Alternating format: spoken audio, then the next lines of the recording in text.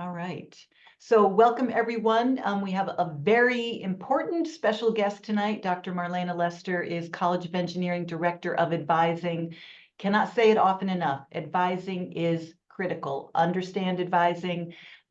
You're going to have the opportunity probably to hear everything she says tonight again, but these are the type of things that the more often you hear them, probably the better off you're going to be. So I am going to go ahead and turn it over to Marlena, to Dr. Lester. Yeah, no, thank you. Thank you, Dr. Lester, as well.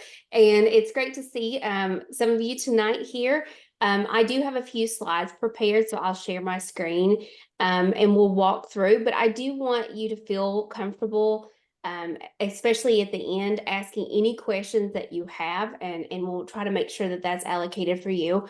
So I put together a few things to really talk more about advising in the College of Engineering and how new students really start out here at the university. And my focus tonight will really be on working with new students in relation to our virtual academic advising and course registration process. Specifically, we call that orientation historically. And so I do want to walk us through kind of the timeline, what that looks like, but also address any specific questions you have about beyond that first year if you have those. So on your screen, you should see a few slides. It says College of Engineering Advising, and it has What's Up Wednesday. Is that what you're seeing on your screen now? Perfect. So the very first thing that I want to talk through, so depending on where you're at in the process, maybe you have been offered admission and you're wondering what's next for you in the world of kind of academics, class registration, and all those kinds of things. We will start communicating from the academic affairs area of the university around May 6th or May 20th, depending on when students accept their offer of admission. So this year, you probably do know that the university has extended the deadline in which you have to accept your offer of admission, and that's on May 15th. And so that's a little change for us, but it's a great change, I think, to give more flexibility in you making an informed decision about choosing to come here at the university. So on May 6th or May 20th, depending on when you accept your offer, you'll receive a welcome email from me, and it'll come through all the traditional communication channels welcoming you to the College of Engineering. It will also give you information about a checklist of items that you will complete for engineering orientation. And it walks you through the smallest of steps, from adding the Virginia Tech email to your phone, to signing up for two-factor authentication, to what your advisor, and all of those details. On June 7th, you'll get an official welcome from your particular department or major. So as a first-time in college student, you'll get that from the Department of Engineering Education, from a general engineering advising team. They may also have advisors across our colleges supporting them in orientation this summer. And so on June 7th, that's when you can expect to get more specific details about what to do in relation to advising and class registration for your very first semester at the university. That's where we're going to talk about, do you have any expected advanced placement classes? Do you have dual enrollment? Do you have those kinds of things coming into the university? Or just specifically what kinds of classes you might be wanting to take, what type of major you want to pursue, and all those kinds of details. In the summer, around June 12th through July 26th, we will have an opening for you to make an appointment one-on-one with an academic advisor. And the dates are going to vary based upon your intended major, but most of the time for first time in college, we will spend all summer advising students. So you will have plenty of opportunities to meet with an advisor. And we're still working out all the final details of that process. But right now, we're all planning to do one-on-one advising. So you'll have a Zoom meeting with your advisor, and all of that's going to be virtual throughout the summer. And then you'll be able to register for classes. And that registration for classes can start anytime between June 12th and August 30th. You can register for your fall classes before you meet with your advisor or after you meet with your advisor, or maybe you decide, oh, I want to test the waters and see if I can do it on my own. You can register for classes and then you meet with your advisor and you can adjust your schedule. So there's a lot of options for you in order to get your class schedule all kind of finalized for your fall semester. As an advisor, of course, and probably from any support office on this campus, we would definitely recommend that you seek advising first and then register for your classes, but you have a couple choices there, like I said. Then between June 12th and July 24th, my office, which is the College of Engineering Academic Affairs office, will host a series of virtual orientation sessions throughout the summer. Myself and our associate dean will talk about what is the College of Engineering like, what support offices do we have here for you, what resources, tutoring, and all those things. And we host those weekly throughout the summer orientation season. And then there'll also be some optional Q&A sessions on topics. So for example, I'll bring in our friends from the computer requirement area to talk about what are the specifications of the computer. We will have our friends from career and professional development talk about the support that they have for co-ops, internships, and finding full-time jobs. We will have our friends from the Center for Enhancement of Engineering Diversity come and specifically talk about the peer mentoring program. And we'll have a couple other offices to support that, especially around study abroad. And we also have our colleagues over in the bookstore come and talk about how you can purchase books and computer requirements and stuff through the university if you choose to do it that way. So those are all optional sessions. And for some reason, if you can't attend any of those sessions live through Zoom over the summer, we will also post the recordings of those sessions on our orientation website. That's where we get a lot of reviews and watches of those sessions afterwards, especially our computer requirement. Our folks in IT always do a great job going through the specs and talking about that, but you'll be able to re-watch that if you lost some of the specific details shared, but also we'll put those on that website for you to see. I typically will have the actual URLs and information for those orientation sessions posted a little bit about a month before they start. So typically around the 1st of May, all those links will be out there. You can put them on your calendar and have them already on there. I do already have the dates posted and all the information, but there's a little hiccup on the IT side that I have to wait to get the web URLs posted for that. One of the major items that you'll get in some of this communication is going to be an engineering orientation checklist, because we know that you're looking forward to kind of registering for your classes, understanding what your first semester is going to look like. But we do ask that you work through kind of our checklist of processes, and we try to keep it in very systematic order of things you need to do for the university, things you need to do the college, and then also some priority specific items. And so we kind of have it kind of laid out for you to kind of help with the best onboarding experience possible for coming to the College of Engineering. Within that checklist, we do try to prioritize certain items specifically around the needs for the College of Engineering. And some of those things are going to be like, how do you prepare for your first semester as far as placement into certain courses? And one of those items that you have to complete is an ALEX placement assessment. And that's typically if you're pursuing a major that requires calculus or chemistry. Not all majors require it, but you'd work with your advisor in determining those specifications. You'd also want to just make sure that you are sending all your official high school, college, and university transcripts to the university. These are all things too that the university admissions office is also reminding you to do. We just always find that that particular item specifically is something that's very important for making sure that we do have all of those transcripts sent to the university. We also want you, after you get all of your AP, IB, or CLEP, or Cambridge, or any other kind of testing scores sent to you, the university, as soon as you complete those examinations. You can also, before you take the exam, you can identify Virginia Tech as your recipient of those scores. Typically in the state of Virginia specifically, most of the exams for senior level AP is going to happen around May. So they're really late compared to when we're having this conversation today. And you'll typically get your scores on those AP exams around the 4th of July. That's historically been the pattern for the state of Virginia. Every state has a different release date for receiving scores from College Board.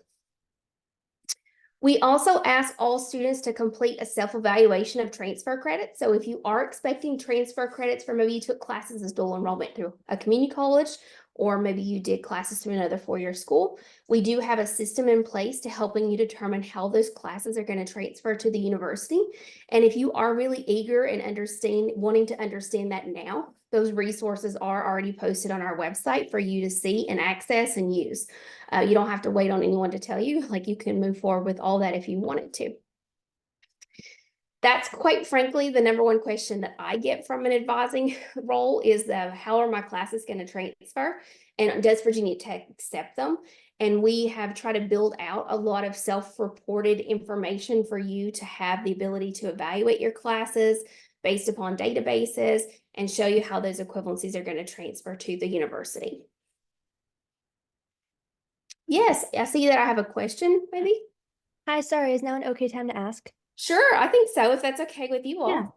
So if we get a credit, say for our IB exam for Calculus 1, will we still have to do the ALEKS placement assessment for Math 1225? That's a great question, and no, you would not. If you have credit coming into the university for Math 1225, which is calculus of a single variable, then you would not need to take the ALEKS placement, and you would be able to move on to the next level of math. Okay, thank you very much. Now, a follow-up to that question is typically also like when you're enrolling in the classes, like at Virginia Tech, we're dealing with, of course, a computer system, right? The computer system may not have knowledge that you've completed this class or not. So that's why it's very important to be following the admissions checklist of things that you have to do. And one of those items is called the self-reported academic record. It's part of your admissions process for being accepted to the university. And it gives you an avenue for updating your self-reported academic record as well. So if you know you're going to have IB credit, I'm working on the university actually getting that added. Right now, I think it only accounts for AP or if you have transfer credit. But if they do get that feature worked out, that'd be a great way for you to go in and update your IB scores. AP is already there for us, like I said. So what that would allow us to do and allow you to do is to be able to register for the following on course during the registration process. If your credits are not showing, you would have to wait until your credits officially received by the university, and then you would be able to enroll in that class. Got it. Thank you. Yeah, you're welcome. Tess, I see that you have a question. You can go ahead. So if we plan on taking, so I was thinking of taking the Calc 1 over the summer with Nova. If we were to do that, would we have to take the ALEKS placement exam, or could we transfer that credit? You could transfer the credit, and Tess, do you recall what specific prefix and course number you're planning to take at Nova this summer? I don't recall it right now. So before we're done, I'll see if I can sneak off to the side and pull that number up for us so we can make sure you have it. In the Virginia Community College system, which is like a system of all of our schools within the Virginia structure of community colleges, the course prefixes and numbers are the same. So it doesn't matter if you're taking the class at Northern Virginia Community College or New River or Southwest Virginia or any of the other 20 plus schools, the course would transfer to Virginia Tech. Now, the caveat to that is you have to earn a C or better for the class to transfer, and the grade would not transfer. You would just get credit for the class, and you would be able to then move on to the next level of the course. But like I was sharing previously, until your transfer credit for that class is received and processed by the university, you wouldn't be able to add the next level of calculus on your own via the class registration system. So as soon as you're finished with the class, you'd want to make sure you send your transcripts to the university so you can finish registration. Okay, so it should be the same class and the title. It is not the same class or the title. And so within our Virginia Community College system, and I'll actually pull it up now since we're focused on that piece, the math number is going to be math. And we changed these a couple years ago, but my brain still has the old number. So let me just verify it for you. It's going to be math, and the way the community colleges view that here in the state of Virginia, it's going to be MTH, which stands for math. That's their prefix. And then the course number at the community college is going to be 263. And that's going to equal our Math 1225 at Virginia Tech, which is calculus of a single variable. I think they call it Calculus 1. Okay, thank you. So Math 263 for Calculus 1 at the Virginia Community Colleges. You're welcome. And definitely feel free if you have those kinds of questions, don't hesitate to let me know. Because I didn't prepare a ton of slides because typically we do get these kinds of questions. And so I wanted to allocate enough time for you to get all your questions answered tonight as well. The next slide that I do have here, though, is a screenshot of our orientation website. We've really tried over the years to make it as robust as possible when it comes to um, trying to predict what kinds of questions you might have when it comes to onboarding at the university as a new student. And so, like I mentioned previously, this orientation website, and you'll see the link kind of throughout all of my slides, the link to our orientation checklist, all those details are up there. But I'll be very honest with you, when you ask me questions in sessions like this, it also prompts me to think about, well, should I be updating our website and include that information? And one of the things I've already said was the self-reported academic record. And so I'll be making sure that that's noted more clearly also on our checklist to kind of mirror what admissions is asking you to do. The next questions that I get the most besides transfer credits is going to be about our computer requirement. The Division of IT within our college is still working on posting the computer requirement for the entering class of 2024 for fall. But once they do this, the computer requirements and the specifications will be posted on that website. We also try to list out things like other supplies that you might need, or even thinking about if you wanted to come here and you are searching for an internship or co-op your very first semester, which is not unheard of. It also reminds you to think about bringing maybe business attire to attend our career fairs, things like that your first semester. The third box that you'll see on the screen is the self-evaluation of transfer credits.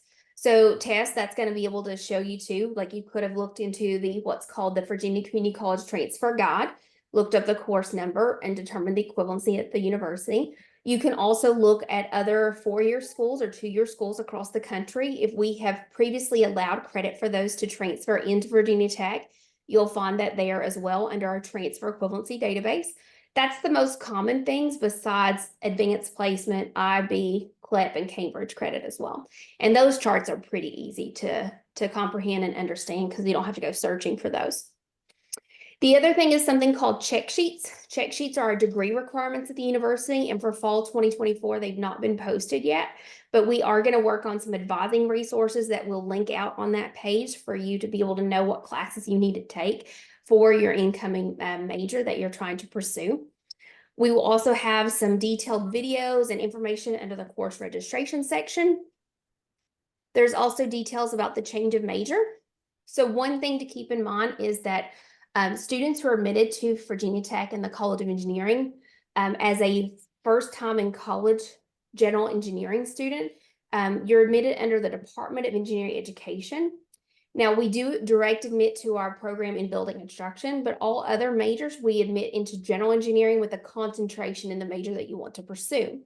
And in order to change from that general engineering major into the intent of major you want to pursue in the future, you do have to go through something called a change of major process. And so that page is going to outline the 5 courses that you need, the GPA standards for that process, and all the details for you there. We also get lots of questions about what support is here for you, like under tutoring, counseling, our computer office, all those kinds of things. And we've created a page specifically for engineering students called Resources and Support. And it really highlights all of those resources that we're familiar with at the university that could support you as a student here. And then we also have just some frequently asked questions related to orientation. So it's going to be the kind of things we talk about tonight, but also highlighting certain things that maybe I overlooked for our conversation this afternoon. So you can find all of those details on that engineering orientation site. Those are the big bulk things that I typically like to cover, but one of the things that I also want to highlight, because this is a focus around, of course, orientation and advising, and all new students who are admitted into the College of Engineering at Virginia Tech, and even all current students, all have a person. They are assigned an academic advisor. That person is provided to you as far as their name and information pretty much as soon as we have knowledge that you're going to come to the university. Our office really likes to make sure that you have an assigned academic advisor on your record as soon as we know you're planning to come here. And so once that official advising assignment is made, you will be able to locate that person's information on our systems at the university, and we'll tell you how to do all of that. And so that's a great way for you to see who is going to be the academic advisor you'll have within that first year. And then after that process, who will work with you in getting all of these things kind of sorted out.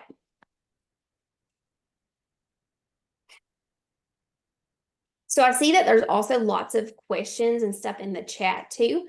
And so what I'll do is I'll move us over to one more slide and we'll talk through that as well.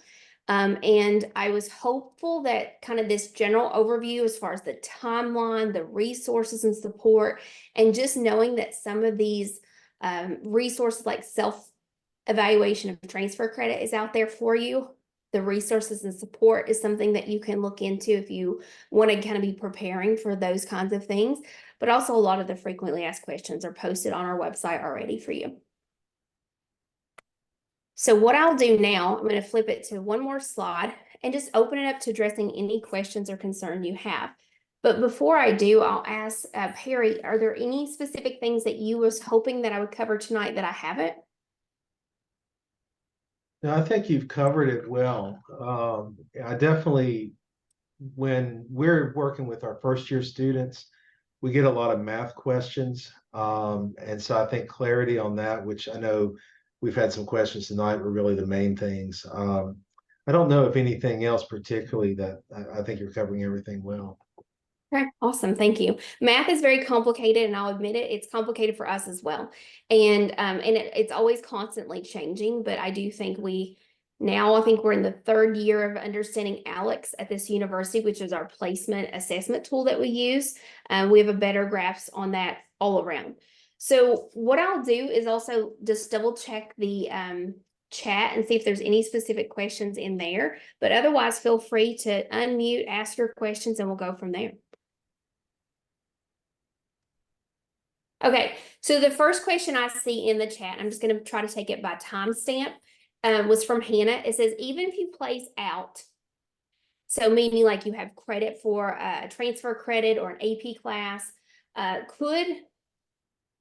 do you recommend taking the class you could have placed out of, making sure that you have a good foundation, Virginia Tech background that might be helpful compared to kind of your Virginia high school? So what I will say on this, Hannah, is it really depends on how you're receiving the credit. So we've done a lot of data analysis on if you're receiving credit through advanced placement versus from a community college versus from IB or other entities. In general, if you have credit for a class through AP, we are always going to recommend that you accept the AP credit and you just move on to the higher level. And you accept your credit and you move to the next level of the course. But it always comes back to your comfort level. If you're not comfortable moving on, yes, you can definitely retake it to build your foundation. But like, for example, if you have advanced placement credit for Calculus 1 and Calculus 2, and you have credit for Math 1225 and Math 1226, and you know you're going to have that credit, we're always in that scenario going to recommend you move on to the higher level math, which is going to be linear algebra or multivariable, depending on your intended major. But let's just say you have credit for Math 1225 only, and you don't have credit for Calculus 2. You only have credit for Calculus 1. Then that's where it becomes really a judgment call. At the university, though, and this is something to kind of prepare you for, is that anytime a student has advanced placement credit specifically for classes, there's actually a program that's ran at the registrar's office that will automatically drop you from duplicating credits classes. So let's say you have credit for Math 1225 through advanced placement, and you then sign up through orientation for Math 1225. Well, this program will run periodically throughout the orientation season and automatically drop you from that class. There's no warning. Your advisor doesn't get a notice either. It just happens. So we have tried very clear in our frequently asked questions and during our advising sessions to make that known, that that is a function of the registration system when it comes to advanced placement. And it's there for a couple reasons. We have done a lot of data analysis on determining success rate of students who have credit for AP. And our research does show that if you move on, then you're typically successful in moving on to the next level of the class. When it comes to anything besides math, Typically, that's not what people are asking though, but it's like, you have credit for US history. Should I retake US history? That's not a question I typically get for engineering students, right? You take the credit, you move on, right? It's really typically math. Occasionally I will get a question around chemistry for a student wanting to pursue, let's say, chemical engineering.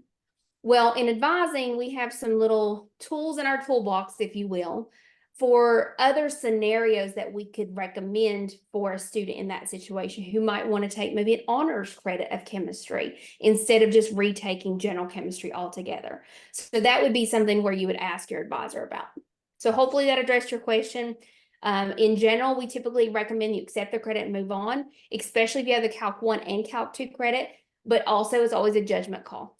If you're coming in with transfer credit from a Virginia community college or from another four-year institution, then that automatic drop's not going to happen. And so you would be able to re-enroll in that class if you wanted to.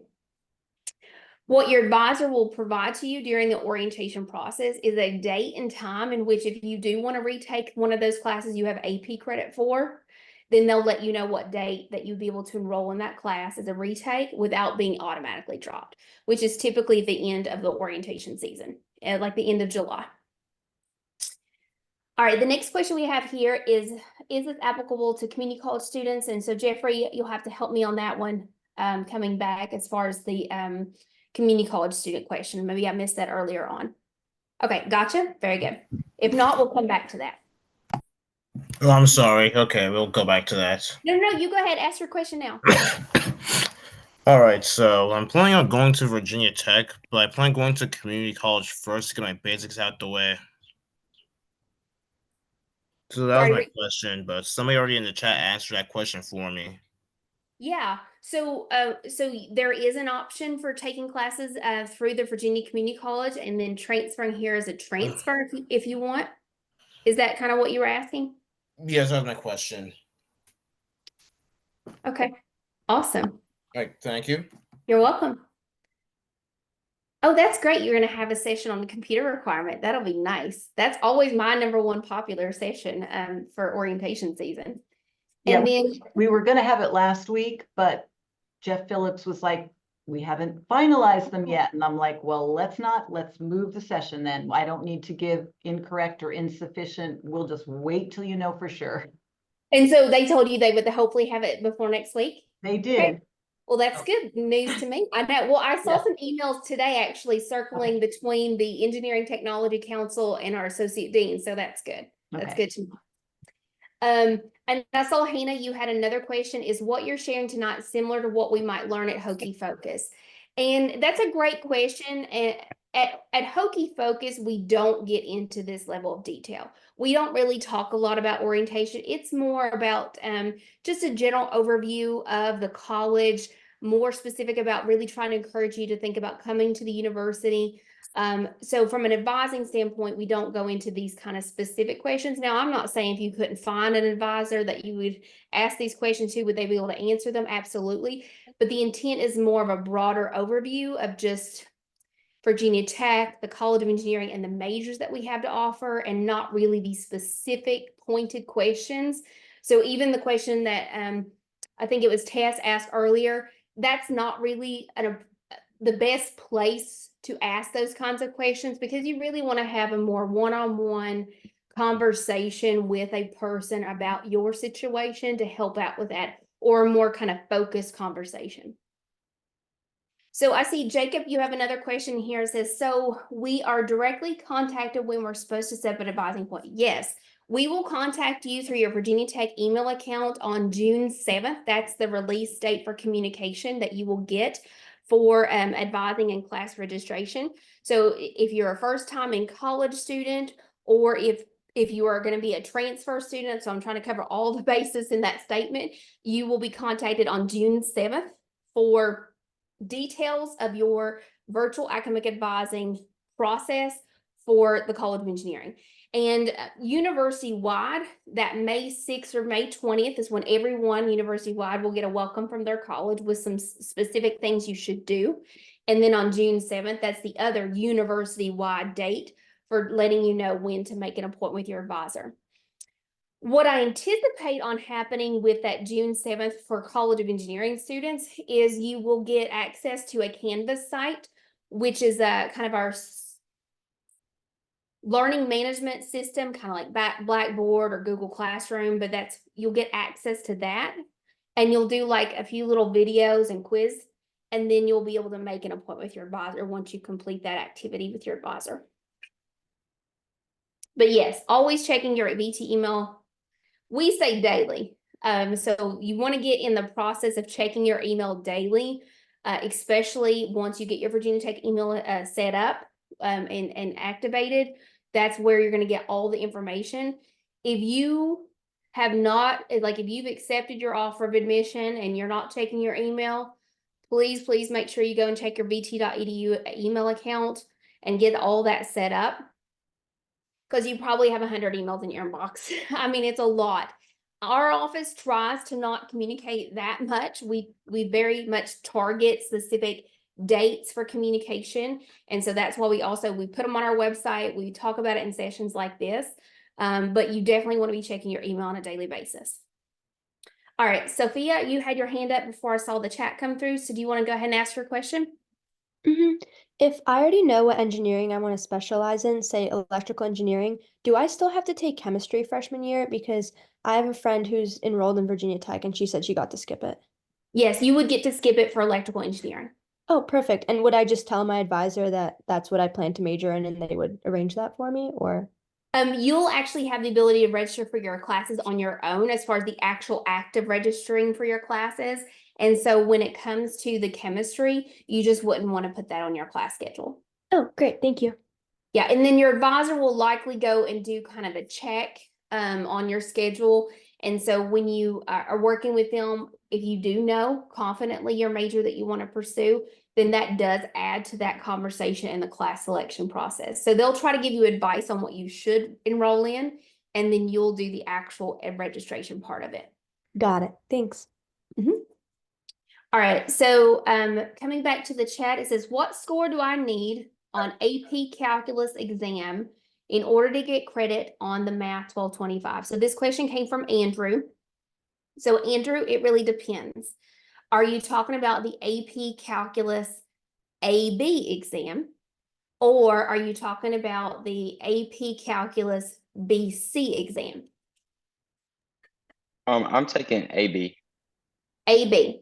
So in order to get credit for Math 1225 through AB, you would have to earn a 4 or a 5 on the exam to get credit for Math 1225.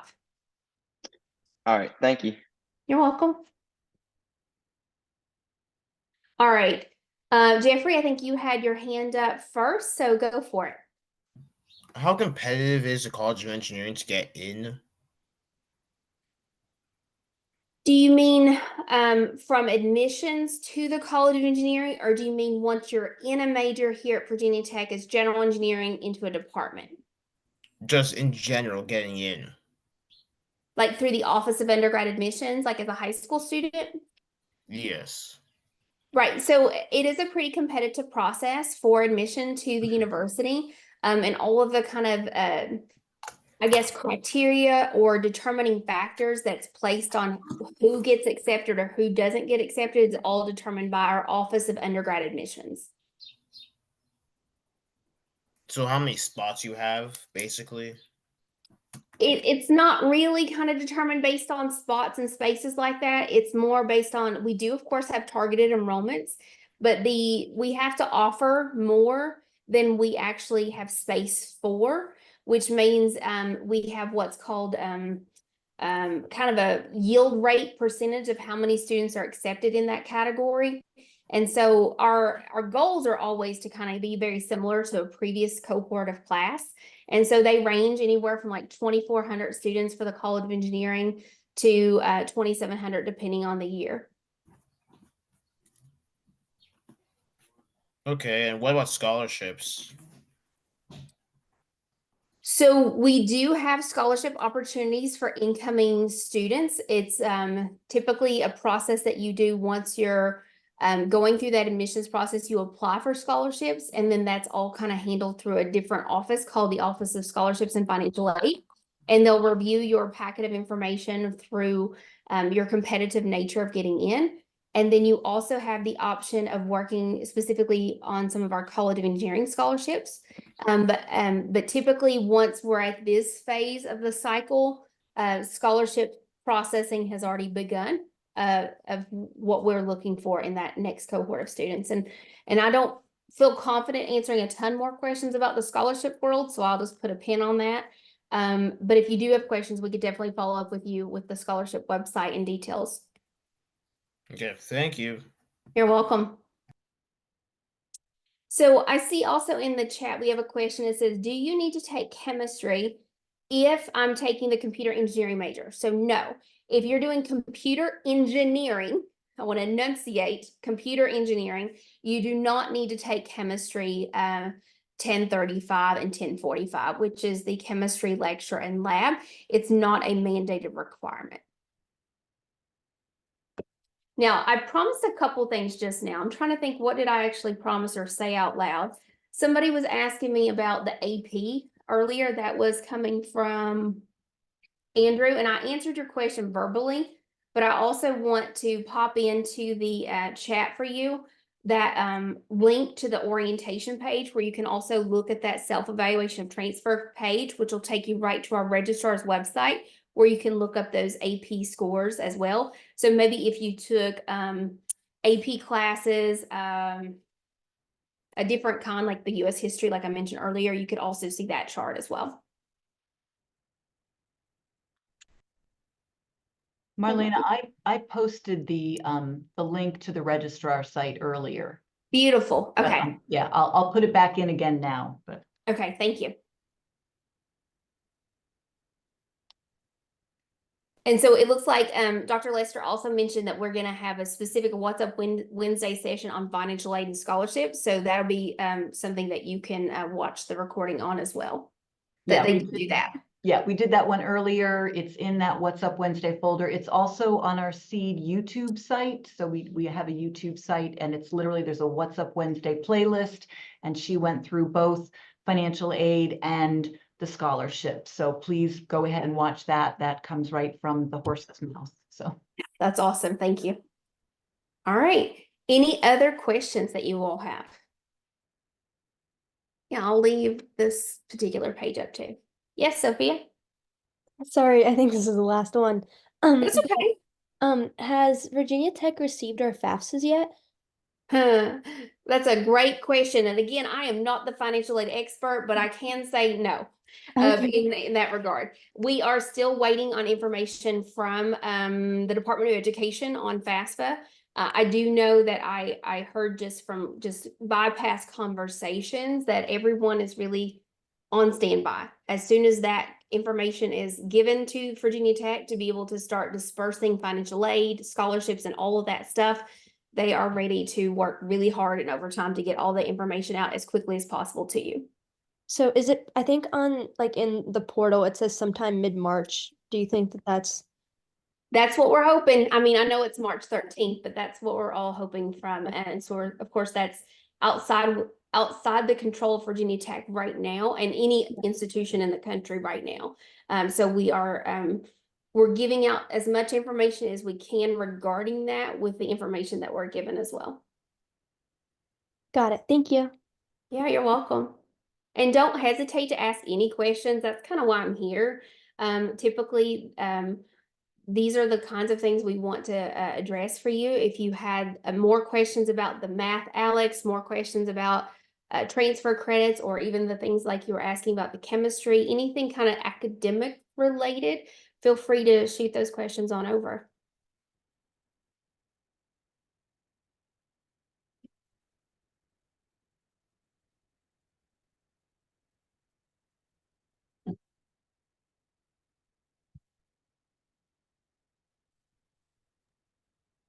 yeah, lots of good questions tonight. So thank you for doing this, Marlena. It was, Yeah, you're welcome. Thank yeah. you. My pleasure. Yeah, I think it's the one that it's the session we get the most questions on. Well, hopefully it doesn't add more questions to what I say, you know, hopefully it does help clarify. I do think that the The orientation page, we've tried to build that out for you so that it's helpful for both not only students, but advisors and anyone trying to answer these kinds of questions to try to build out that resource for you. So yeah, thank you very much. So I do see one last question in here from Hannah. It says, if your engineering major doesn't require chemistry, do you need a specific AP score for that to be the case? Oh, no. So if your major doesn't require a class, then you don't have to have credit for that. You wouldn't have needed AP credit, or you wouldn't have needed anything. Not requiring chemistry for some majors is a very new thing for Virginia Tech's College of Engineering. Last year was the first real cohort of students that we did not require chemistry for computer engineering and electrical engineering. And for industrial systems engineering, we didn't require the lab. For this year moving forward, industrial systems engineering is not going to require the lecture or the lab, but that information is not publicly out there at all because we're still waiting for all of our governance processes to go through for your cohort for fall of 2024. But once we do have kind of that outline of what your classes are going to look like for 2024, we will post that on that check sheet website. So you'll be able to follow that for entering fall of 2024 guidelines. Awesome. Thanks, Hannah. Yeah, and thanks so much for having me tonight. If you do have questions, just feel free to let me know, Dr. Lester, and feel free to follow up if you all need anything else. Yeah, and students that ask me questions, if I don't know the answer, I will go to Marlena, because again, I don't want to tell you the wrong information, right? We don't want to confuse you or tell you something wrong. So if there's a question that I'm not 100% sure of, if it's about advising, I'm going to go back to Marlena. If it's about financial aid, I'm going to go to those people. So we do want to try to give you as clear information as possible. And if you don't feel comfortable reaching out, you can always start with me. And again, like I said, if it's something I am not completely sure of, I'm going to go to her.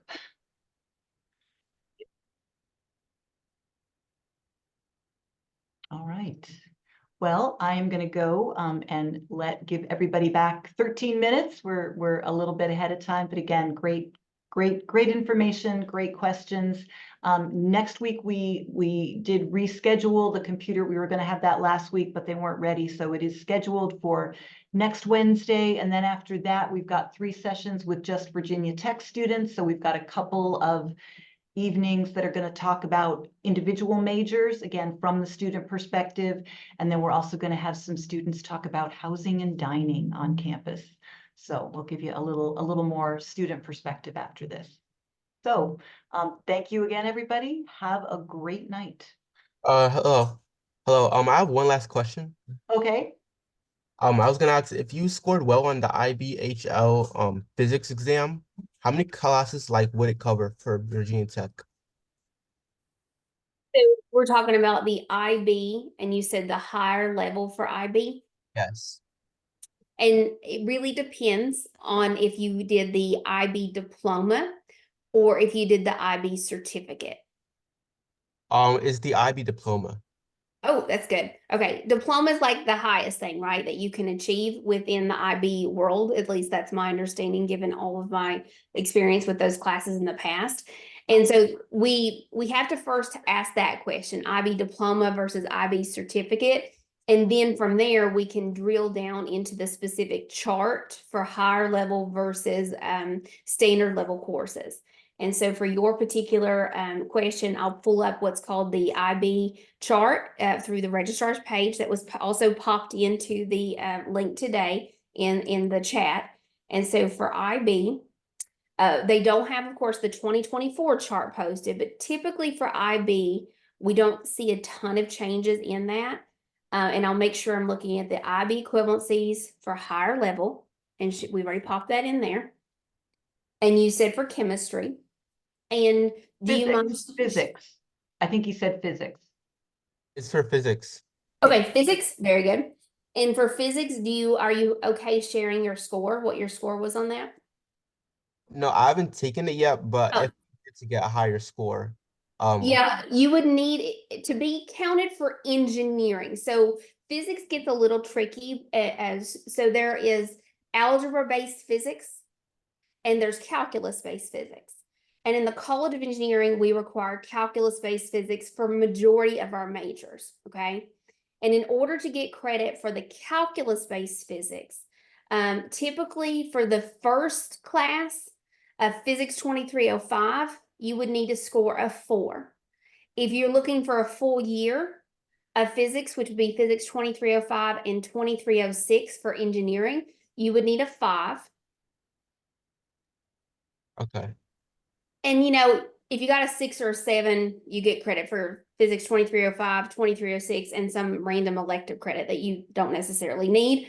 But that would be kind of the threshold. So the 4 with the diploma would give you credit for that Physics 2305, that very first physics that you need for most engineering majors. That 5 or 6, 7 would give you credit for Physics 2305 and 2306. Okay. Okay. Thank you. Yeah, you're welcome. Thanks for your question. Okay. All right. Thank you, everybody. Have a good night, and hopefully we'll see lots of you next week. All right. Bye, y'all.